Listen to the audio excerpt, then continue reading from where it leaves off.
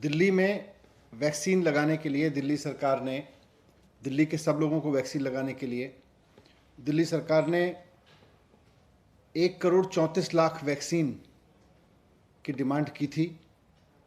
ये मैं पहले बता चुका हूँ। 67 लाख वैक्सीन हमने कोविशील्ड से मांगी थी और 67 लाख वैक्सीन हमने कोवैक्सीन से मांगी थी। कोवैक्सीन ने कल हमें चिट्ठी लिखी है। उन्होंने कहा है कि साफ साफ कह दिया है उन्होंने कि हम वैक्सीन नहीं दे सकते हैं क्योंकि हमारे पास में वैक्सीन उपलब्ध नहीं है।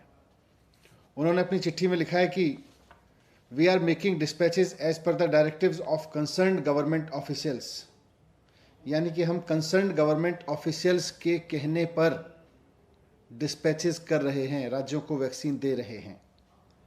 जाहिर सी बात है ये कंसर्न्ड गवर्नमेंट ऑफिशियल्स तो सेंट्रल गवर्नमेंट के ऑफिसर्स होंगे। We therefore sincerely regret that we cannot make any additional supplies as required by you.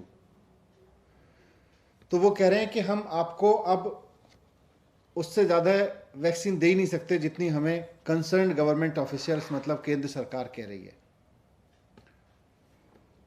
तो कोवैक्सीन की सप्लाई अब दिल्ली को बंद है और मुझे नहीं पता बाकी राज्यों को कितनी की जा रही है, पर दिल्ली को तो उन्होंने लिख के दे दिया है कि हम आपको वैक्सीन नहीं दे सकते हैं क्योंकि हमें सेंट्रल गवर्नमेंट के हिसाब से वैक्सीन देनी है और हम आपको सप्लाई नहीं दे सकते। हमने 67 लाख वैक्सीन उनसे मांगी थी।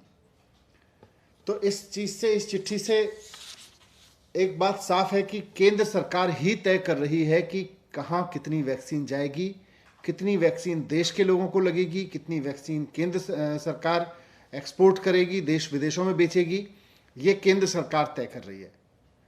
जब केंद्र सरकार तय कर रही है तो फिर ये जिम्मेदारी लेनी चाहिए केंद्र सरकार को कि अगर वैक्सीन 6.5 करोड़ वैक्सीन एक्सपोर्ट नहीं की गई होती तो दिल्ली और मुंबई के एक एक आदमी को 2-2 बार डबल डोज लग चुकी होती अब तक वैक्सीन की।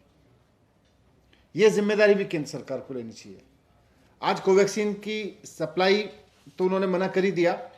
हमारे पास में जितने भी रिजर्व था, जितना भी स्टॉक आया था वो ख़त्म हो गया है और हमारे पास इस वक्त कोविशील्ड के जितने सेंटर्स थे वो चल रहे हैं, लेकिन कोवैक्सीन के सेंटर्स हमें बंद करने पड़े हैं।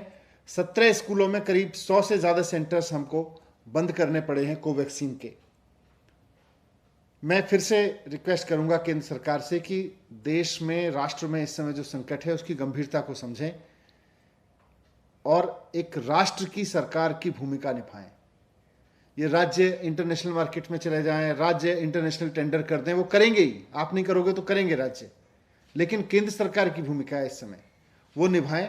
एक्सपोर्ट सारा बंद करें और जैसा अरविंद केजरीवाल जी ने कल, माननीय मुख्यमंत्री जी ने कहा था कि इन दोनों कंपनियों की प्रोडक्शन कैपेसिटी लिमिटेड है, इनसे फॉर्मूला लेके सारी कंपनियों को, देश में जितनी भी कंपनियां वैक्सीन बना सकती हैं उनको सबको इसका फॉर्मूला देके मास स्केल पे प्रोडक्शन कराएं।